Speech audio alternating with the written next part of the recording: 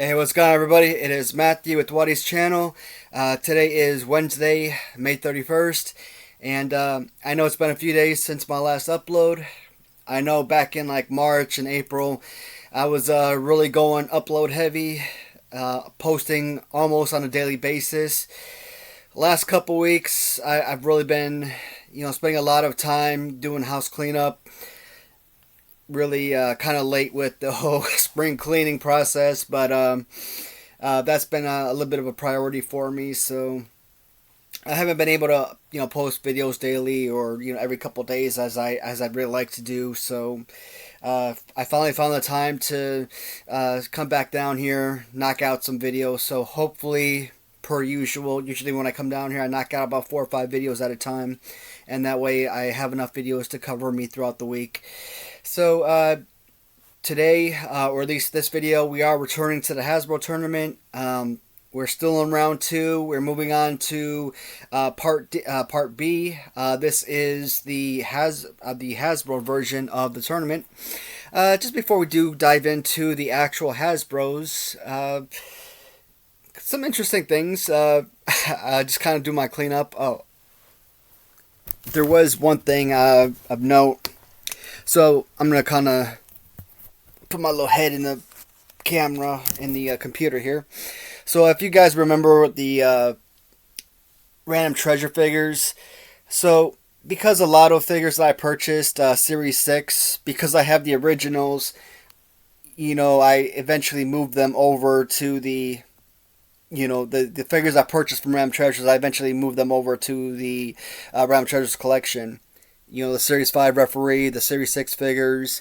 As I was going through the garage, I found a whole slew of packages that I had saved from Random Treasures. So instead of taking up all that extra space and having them side by side the way I had, I figured I'd save some space, and instead of having them all facing kind of sideways like I had been doing, I'm facing them back forward again. But as you can see, I got the white shirt referee back here. Big Boss Man, Haku. Still got the original, or at least, that version of Rick Rude. Warrior, got Warlord back there. And then over here, the Series 2, Andre the Giant, Bam Bam Bigelow. See, I never know why I do things like that, because I already know, I'm being me, I'm going to eventually buy the original. So for me, that was all kind of like a waste of money. But at the time, like the Bam Bam Bigelow figure, for example, you always find these figures with like massive black paint bleed. And those figures were selling for like $100 consistently, and it was driving me nuts. And I think I got that one for like $60 or $70 off of, or $75 off of Ram Treasures. So at the time, to me, a mint figure, it was a great buy. But yeah, kind of regretted it. But took them off the shelf, put them back in the packages, stapled them back up, hit them in the back. That way, they're still kind of on display, but they're not taking up space from other figures, so they're all face forward. So this is kind of sad. This right here probably is maybe about 60%, maybe 70% of what I've actually purchased from Random Treasures. Between figures, championship belts, and accessories. When I say that Random Treasures has made a fortune off me, by no means am I exaggerating. I mean, that's just freaking insane. Yeah, I'm not actually going to sit here and go through like each individual package, because, I mean, hello. You could always just look at the shelf and find out exactly what I have, so it doesn't make sense to go through the package. This other item that came in a few days ago, I already owned it previously, but I did go out and purchase another Series 1 Andre the Giant on card. Why is this one more special?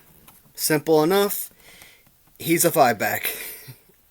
I was going to replace the one I have on the shelf because that one I believe was an 8-pack. But I figured, you know what? It fits beautifully in this one. He actually slides into the little side panels and everything. But if you do that, because of the bubble on the bottom, it doesn't go all the way down. So you can't close the top part. So I just, put him in there. And because he's so bulky, he doesn't even shift. So this is actually a perfect figure for a case like this. Will I try and sell the other one? Maybe. I might list it, but I paid like $400 for that. And unless I get $400 for it in return, I'm not eager to sell it. Right now, I'll keep it with the rest of the figures. I'm happy with it. I'll list it. Do a buy it now for $400. If somebody buys it, great. If not, I'm in no rush.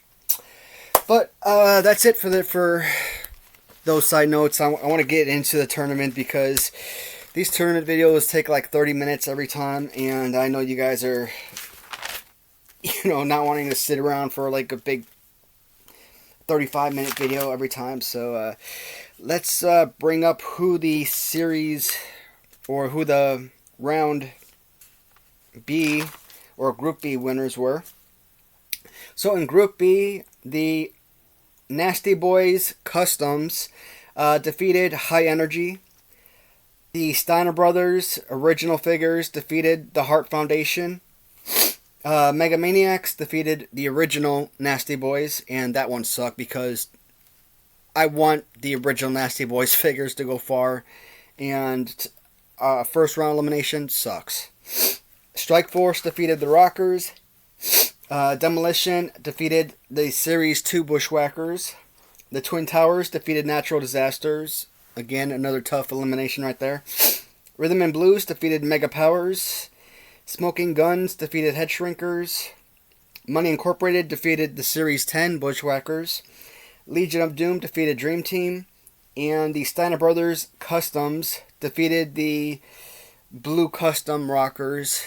And I included that tag team because I needed another tag team to have an even matchup. So, that's it. That's 4. That's 8. So, we had 11 winners. So, once again, with 11 winners, we'll have 4 matchups where it's one-on-one, or 4 tag teams where it's one-on-one, and then the last matchup will be a one-on-one-on-one. So that's technically 5 matchups. I could probably get that in one video, but highly unlikely. I'll see if I can fit it in here. If I have 3 matchups and at 20 minutes, I'll save it for another video. I'm not even going to get to the chair. I'll just kneel down for this video. I'm already here. Alright, so let's dive in with the first random selection, which is going to pit Smoking Guns, which is the one group that I didn't already pull. Smoking Guns will face Mega Maniacs. The second one is going to be the Nasty Boys Customs, as they do battle against Money Incorporated. And we're going to do 3 matches for now and see how far we make it. And last one for now is going to be Strike Force, as they do battle against Demolition. Alright, I'm not going to pause. I'm just going to stand up and grab that Smoking Guns because that is the one team I didn't pull.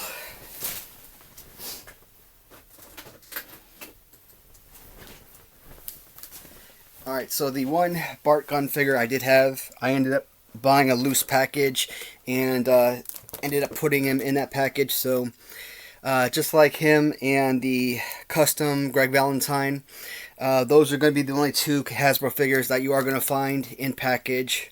Otherwise, for this tournament it was supposed to be loose figures only, but Smoking Guns, I believe they were tag teams in the WWF from 93 to 97. I could have the years wrong.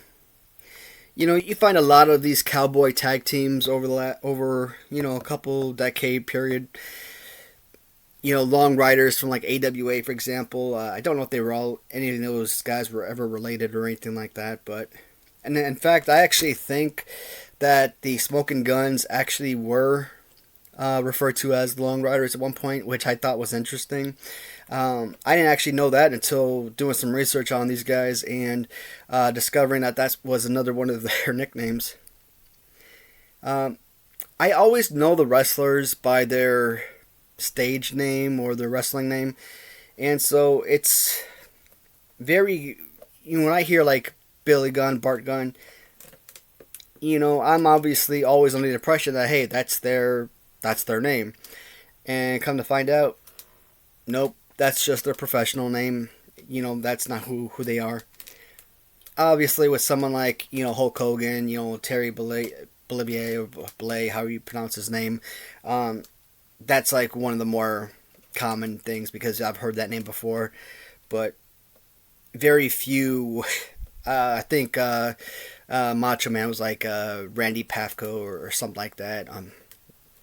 But very few wrestlers do I actually know their real names outside of their stage name or wrestling name. So the figures themselves, I've said it before, outside of Series 4, I never even knew Hasbro Series 5 onward ever existed. So the first time I ever saw these figures probably was a couple years ago when I finally started collecting, the wrestling figures. And I always said for years, probably the last 15 years, I really wanted to get back into collecting Hasbros.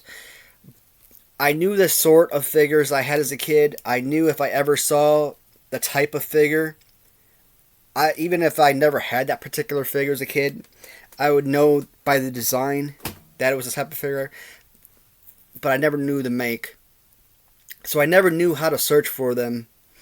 And when I finally started getting into collecting, I'm like, oh shoot, that was Hasbro? Why? Because Hasbro's a very common toy making company. Very famous, very popular. Series 11, man, they've got to have at least some of the most popular and some of the best line of the whole collection. These are amazing figures. Never been a huge fan of the whole extended arm. Is it a bad pose? No, it's very serviceable. Bart Gunn in particular is, an exceptional figure. I don't mind the whole hats on, just kind of like the Undertaker built on. I've talked about the whole arm punching motion, like the Jake Roberts figure. Not a bad pose. It's fine. It's serviceable. Just like Jake Roberts with the whole extended leg and everything. One of my most playable figures. In fact, with the whole stomping thing, and it's just a very playable figure. Just overall excellent use of a figure. And I said that the Smoking Guns were going against the Mega Maniacs. Here is the issue with the Smoking Guns in this round. Take away the customization. Take away the fact that you're dealing with a prototype Brutus Beefcake, an unreleased prototype Mega Maniac Brutus Beefcake. Take away the fact that you've got a mail-away Hulk Hogan figure right here. And just look at this as a Series 3 Zebra Pants Brutus Beefcake. Think of this as nothing more than a Series 3 Hulk Hogan. As great as I think those figures are, I think both of these figures are probably top 15 figures of the entire Hasbro line. It would be very hard for me to put either of those figures in the top 20, even top 25. And that just tells you how deep Hasbro goes. That amazing figures like that, especially the Bart Gunn, couldn't be in the top 25. Color scheme wise, amazing. And this particular look for Hulk Hogan in particular, what do I think about every time I see this look? Him crouching over Bret Hart after just losing, the 94 or was it 95? So I know Luger and Bret Hart won the 94 Rumble, or co-won the 94 Rumble. So was it later that year during WrestleMania? And Luger would have lost to Yokozuna, and then Bret Hart would have gotten the opportunity, and he would have lost. And then you would see like Hogan, crouching over him, and Yokozuna's waving him, challenging him. Hogan goes into the ring, fights it for like a whole half a second, and ends up pinning him and becomes champion. This look, I don't remember Hogan like wearing this, having this particular look for long, but it's such a fantastic look. It is not the iconic yellow look that he is so used to wearing, but this is a fantastic look. And as I've said, man, the Brutus Beefcake prototype. I've talked about the Hart Foundation Customs LJNs as being a significant contender to win the entire competition, but alongside the High Flyers of Remco, I think who was another great tag team, Rhythm and Blues, both Hasbro and LJN. These figures right here, they've got to be among the top 5, top 6 tag teams of this tournament. So yes, of course, I've got to push these guys forward to round 3. I just can't see them being eliminated this early. And could they have been eliminated by any other tag team right now? Just kind of looking at what we've got here, I think there's maybe 3 tag teams that would give these guys a real push right now if they had squared off against them this early. But Mega Maniacs make it to round 3, and we are saying goodbye to the Smoking Guns.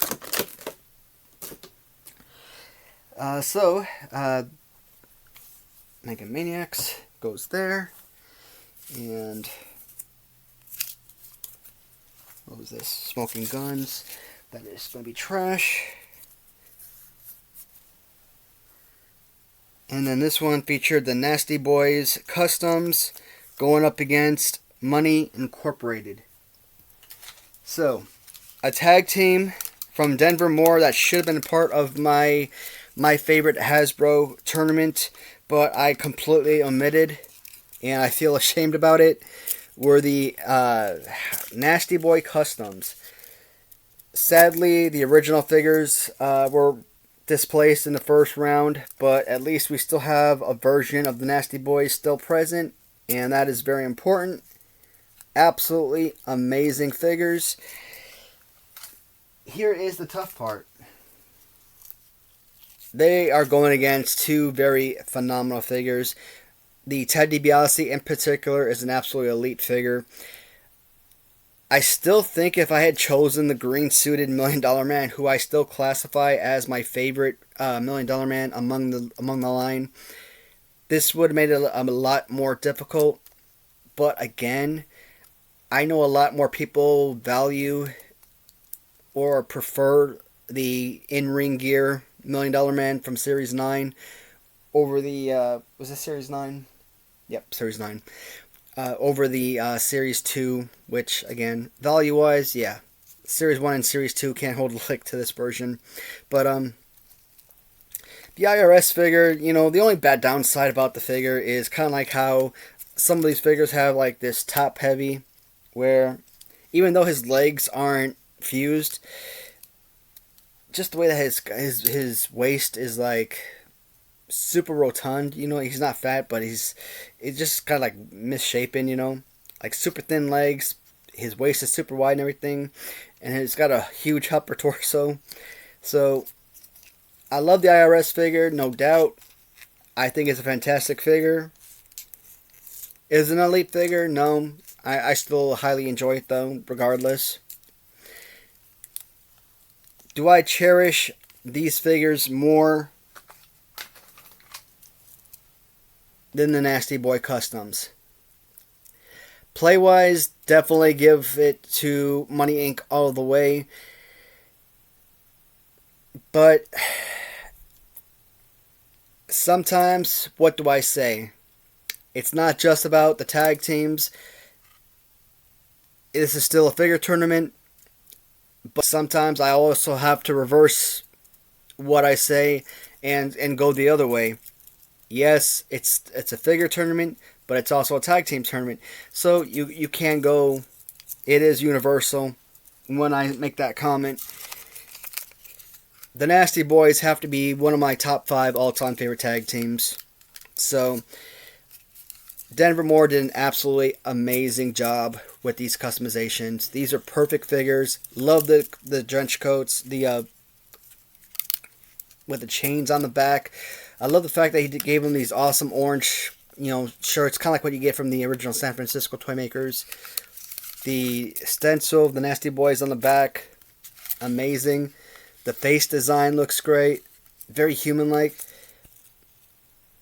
Just all around great. I mean, even the arm poses, I mean, they are movable, so it's not like you couldn't wrestle these if you didn't want to.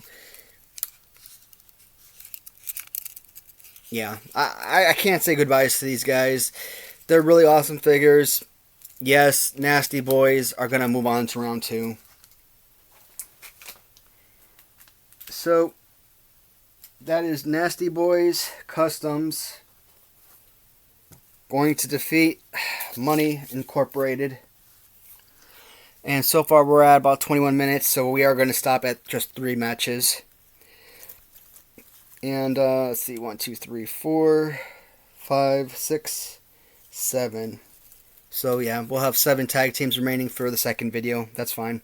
And the last one is going to feature Strike Force versus Demolition. Alright. So, Strike Force is going to have Tito Santana and Rick Martel. So many figures have this pose, starting with, Randy Savage in Series 1. You got Shawn Michaels in Series 7 and Series 10. Obviously, with Rick Martel here in about, what was this, a Series 5 figure, if I'm not mistaken. You've got, like, the Series 11, Billy Gunn, Series 1, Jake Roberts. Obviously, the Series 5, or Series 6, excuse me, Tito Santana. Arm punching figure. There's a lot of different figures that come with this. It's fine. Good looking figure. I actually want an El Matador LJN custom. Realistically, the Tito Santana LJN would be the best figure to use, but I don't like the Tito Santana LJN, so I'd really want something, more, something like this. A completely different figure where they can actually make a whole new mold,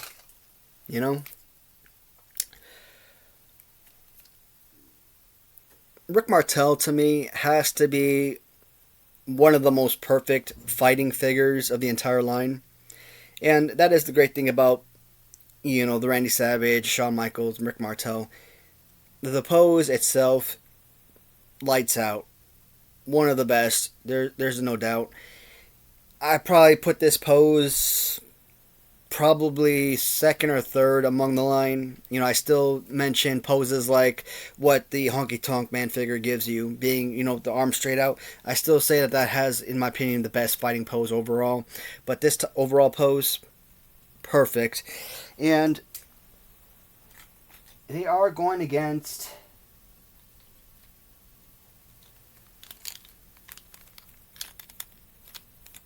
the hardcore tag team of Demolition. Now, with Demolition having a 3-man team, this has given them quite a leap over the competition.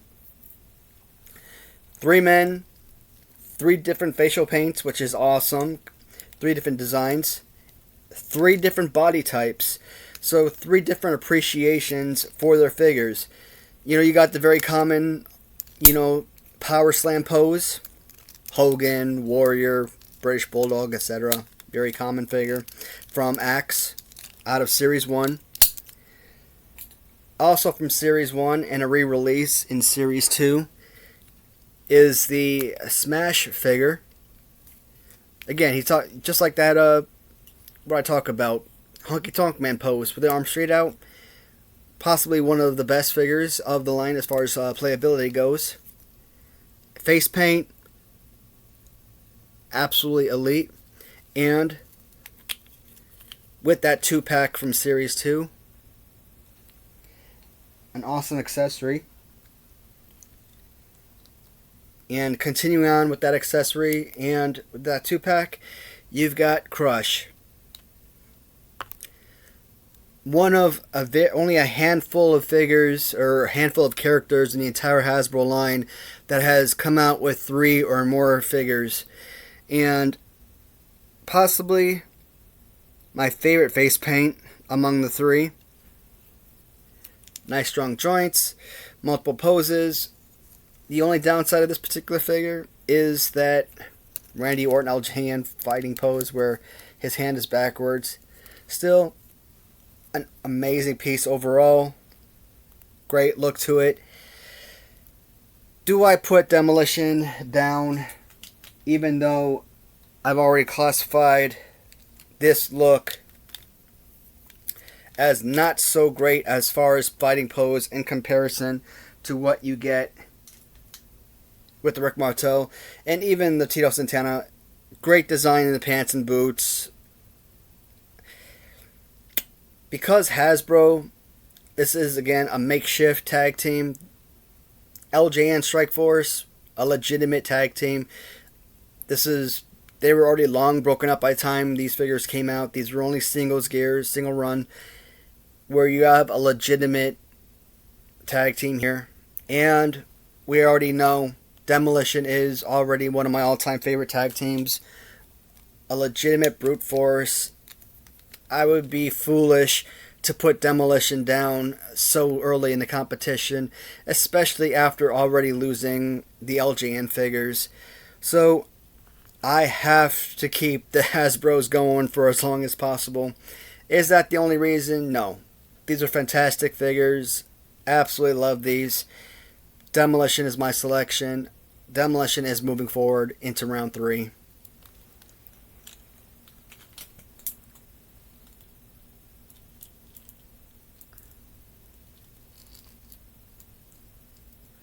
Alright. So, Demolition moves on. And Strike Force is going home. So, in the next video, we are looking at Legion of Doom. We're looking at Twin Towers. We're looking at the custom Steiners. We're looking at original Steiners. And we're looking at the Rhythm and Blues custom figures. So, one of those 5 teams. So, it looks like we're only going to have 2 matchups, really, in the next video.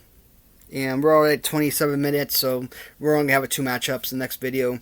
And one of them is going to be a one-on-one-on-one. So, and we know how long it usually takes me to make a decision on those three-man matchups. Or 3-team matchups, what have you. So, yeah.